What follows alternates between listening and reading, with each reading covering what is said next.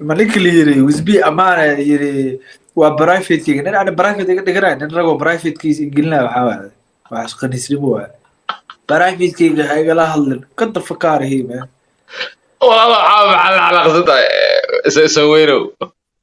كوسو أديك kalifay in mar walba ay is-aflagaadeeyaan ama mar walba ay game dheelayaan ay sidan isku aflagaadeeyaan waa laga qurux badan yahay mar walba is-aflagaadeeyaan sababtay ta waxaad daawanaysa ama markaas live-ka daawanayo ilaa 10,000 ilaa 2k ilaa 3k marka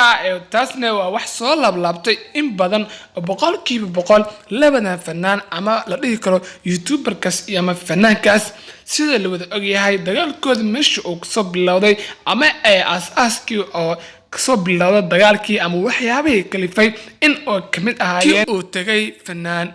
CK dhankaas iyo Nairobi in ay hees isla soo qaadeen labaduba heestaas ay just kusoo bandhigeen ama dhanka iyo sida loo wada yaqaan dhanka aroosyada meelahaas ay kusoo bandhigeen heesta labadooda oo isku luuqeynaya ama meeshaas ay kusoo bandhigeen hees way qurux badneed ama just hees aad loo dhacay ama dhalinyarada ay badana ay jeclaatay ay ahayd laakiin sidii la wada ogaa heestii labaad ay qorsheynayeen in ay labaduba ay isla sameeyaan ama ay isla qaadaan waxa la qorsheynayay in ay just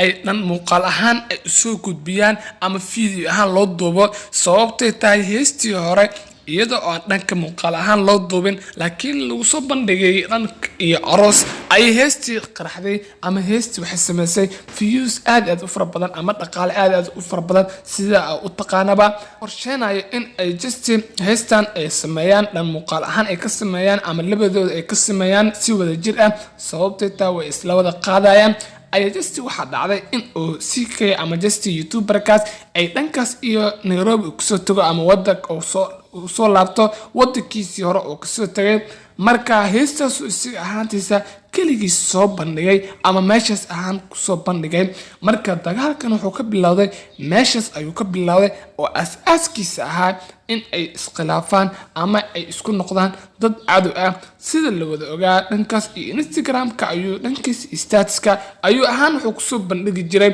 in uu just ku dhaga hadlo ama qofkan uu kusoo karbaasho ama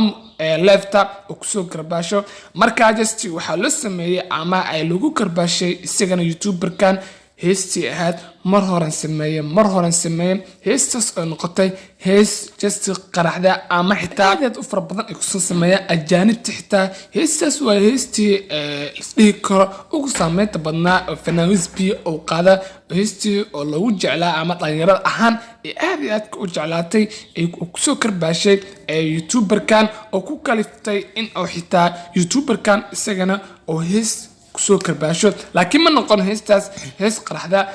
sababta taa heestaas ma aan hees waqti fara badan la gelshay laakiin heestaas waxay ahayd hees just